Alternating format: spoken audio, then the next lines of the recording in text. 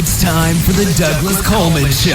Mr. Smooth and Savvy is joined by guests from all walks of life, from the entertainment industry to authors to political and social commentators, the famous and not so famous, the controversial and the light and fluffy. We have it all. Now, here's Douglas Coleman.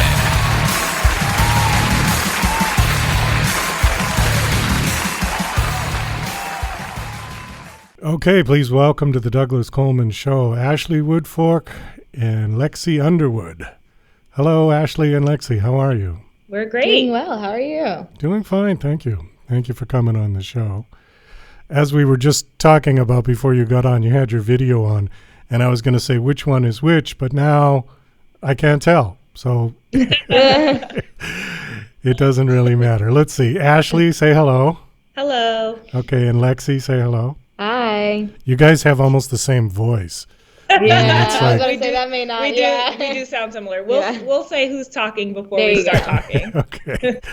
All right. Well, thank you for coming on the show. It's nice to have you here. I know that you're promoting a book called Louder Than Words. Before we dive into the book, though, how do you two know each other? Well, this is Ashley speaking. Lexi actually is the reason why we know each other.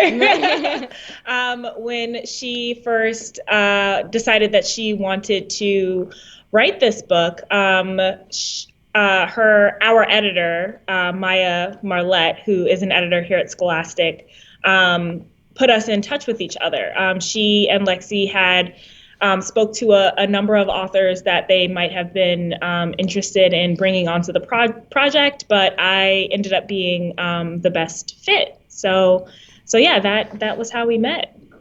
So you were looking for, Lexi, you were looking for somebody to write the book with you?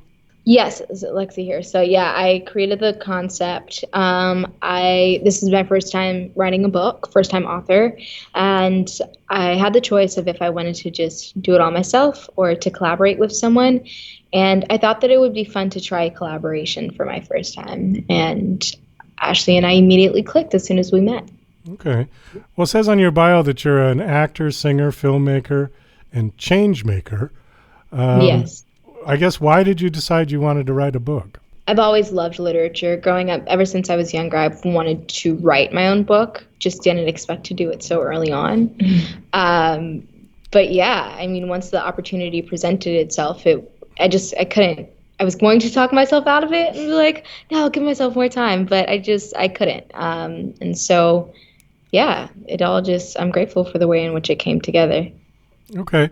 Well, explain to me a little bit of your process, because it looks like, Ashley, you live in New York and Brooklyn, and Lexi, you live in LA. Is that correct? Yeah. Okay. So, I mean, I know you can do everything online, but how did you get started with this process of working together? I mean, did you actually get together physically, or did you just do the whole thing online, or what was the process? Yeah, today is actually the first day that we met in person. Yeah. Oh, okay. So yeah, it was a lot of phone calls, a lot of FaceTime phone calls, and a lot of Zoom calls, and just a lot done over email and in like shared Google Docs. So the way that we initially started was Lexi and Maya had sort of this like working document with all of the brainstorms that they had about the book all in one place. And we used that as sort of the basis for the outline that we ended up putting together for the novel. And it was just like a very collaborative process. We talked about sort of the big plot points that we wanted. We talked about the different characters, and we sort of built all of that out before we started writing anything. And then once we had like a really solid understanding of the characters and the plot and the place and all of that, we went off and wrote pretty independently, and then came back together to read various sections, to work with our editor, to make everything cohesive. And yeah, that was kind of how we collaborated. Did you actually write separately? I mean, in the sense that Lexi, you wrote the book as you would see it, and Ashley, you wrote. So you had two books that you just sort of put together. Oh, no. Or okay, We wrote like different sections. Oh, okay. So you did one section, she did another one. Just sort of like smooth everything out. Okay, all right. Because that would have been interesting to do it that way. You both write separately. That'd be a lot of extra work, I think. Yeah. And see how different the two versions came out,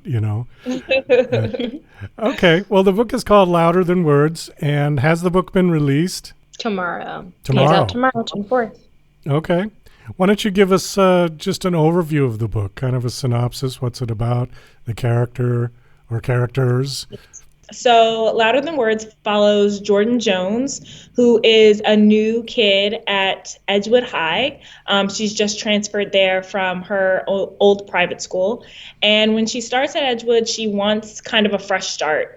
She wants to leave her past behind. And very early on in the book that something kind of bad happened at her old school, but you don't know exactly what.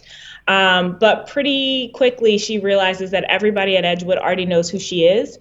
And you realize that this is because Edgewood High has a really popular gossip podcast that talks about various students and sort of reveals a lot of students' secrets. So over time, she makes friends and is sort of settling in at Edgewood. But then the podcast sort of takes a dark turn and starts to really cause some actual harm in the real world with some of the things that it's revealing. So her and her friends decide they want to take the podcaster down. But unfortunately, as soon as that sort of process starts, Jordan's secret is what is soon being threatened to be revealed. And she has to kind of decide if she wants to do what's right no matter what, or if she wants to protect herself. Oh, I see. Okay, interesting.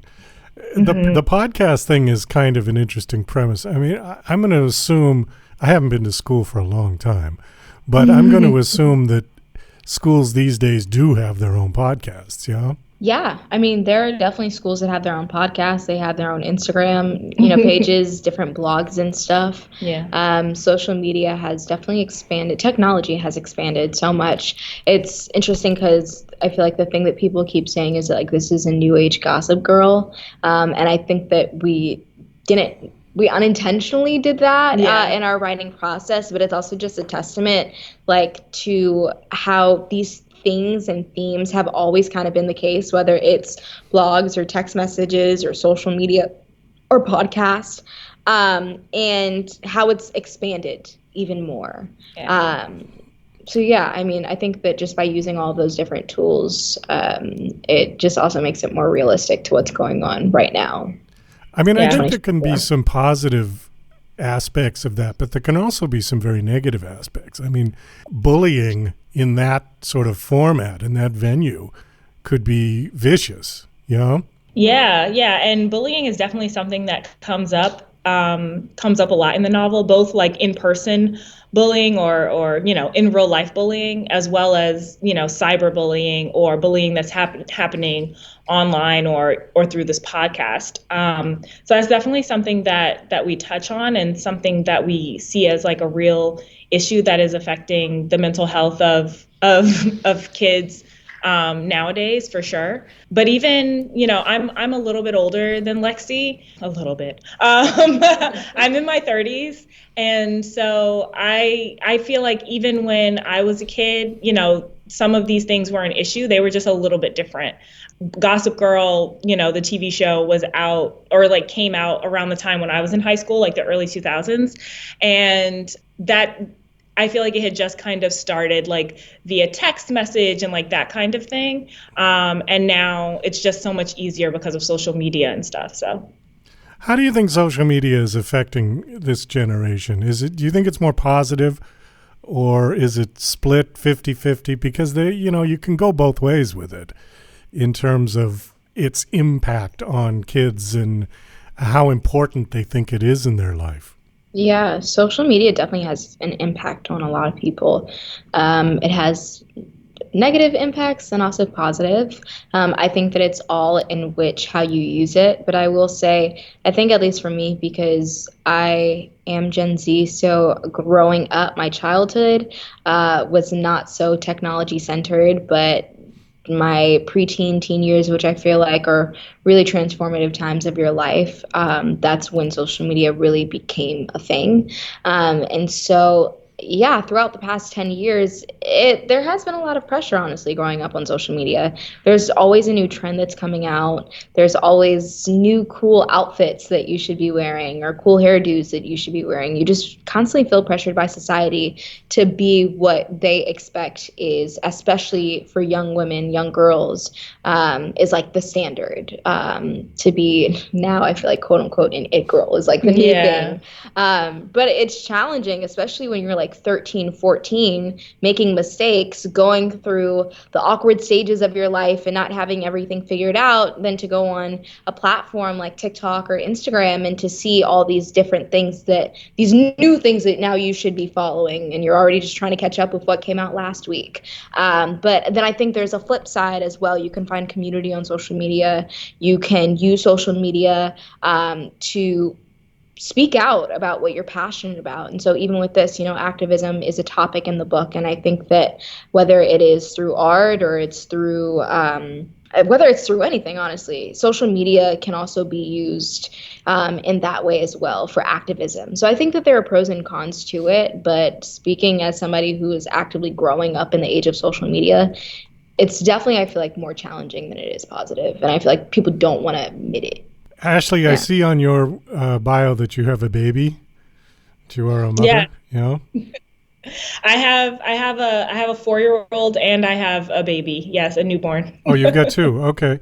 Well, I was gonna. My bio I have not updated yet to include the newest one. Okay. Well, I kind of like that because it says cutest baby, cuter dog, and cute husband. So I'm glad you got the priorities.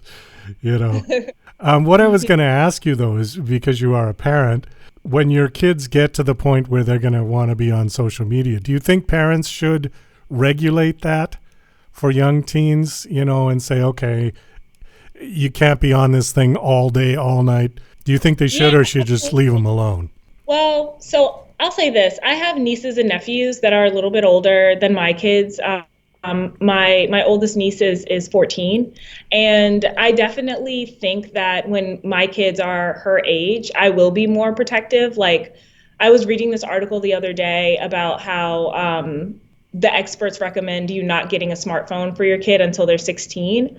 While I'm not sure if I'll definitely do that specifically, I do think the idea behind it is one of keeping kids safe and making sure that they're interacting with technology in a way that's healthy, and that you're not giving them too much access too soon. I also think it's very easy for me to sit here, with a toddler and a baby and be like, oh, I'm going to do all these things when my kid's a preteen. But I don't actually know. And I feel like it's really hard with any stage of parenting to really know what it's like until it's happening. And it's the kid is right in front of you asking you for a cell phone or a puppy or whatever. So in theory, I do think that it's important to monitor what your kids are doing online, just because the internet can be a very scary, dangerous place. But I also am not judgmental of parents who make a different choice than a choice I think I would make at this time. Yeah, you're right, though. You can't really decide that until it's presented to you. Right. Because you don't know what the situation is. Because I also know there were so many things I said that I wouldn't do when I had a toddler, before I had a toddler, like screen time. I'm never going to let my child look at a screen. And my kid has his own iPad. So, so yeah, with parental controls on it, but still I think it's difficult to know until it's happening. We've got just a couple of minutes, and I want to hit one of the talking points on your bio here.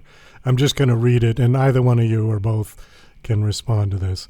It says, what does the story teach us about the power of second chances and redemption? This story teaches people about the power of second chances and redemption. The thing that we've really been saying today is that second chances aren't just given, they're earned. And so you definitely have to go out and you have to do the work to to rebuild people's trust, I think you have to hold yourself accountable, and you have to have a lot of tough conversations with people and yourself that you may not necessarily be ready for, but don't just always assume that you're going to get a second chance. And then I think with redemption specifically is like sooner or later it will come. It's so easy to fixate on like all the negative that's actively happening right in front of you, especially when you feel like those around you have done you dirty, or you've done other people dirty. Just know that like sooner or later, good or bad karma is coming, but you can't just always fixate on everything that's happening in the present moment and think that that's going to last forever, because eventually like you'll see that whatever's happening in that present moment is just like a very small part of like the story that your life is going to be. So just like remain hopeful and know that redemption will come. All right. Well, I think on that we're going to have to wind this down. The book is called Louder Than Words, and my guests are Ashley Woodfolk. I said fork, I think, the last time. A lot of people do that. I don't know why. I don't know. The L looks like an R. Ashley Woodfolk and Lexi Underwood. And you said the book is coming out tomorrow. Is that correct? Yep, that's right. Okay. Last question. Do you have a website you want to give out? My website is ashleywoodfolk.com. You can stay tuned with everything involving me at Lexi Underwood on all social media platforms. I don't have a website. Okay, great. Well, thank you both for coming on the show. It was nice talking to you, and best of luck with the book launch tomorrow. Hope it does well. Thank you so much. Okay, take care. Bye-bye.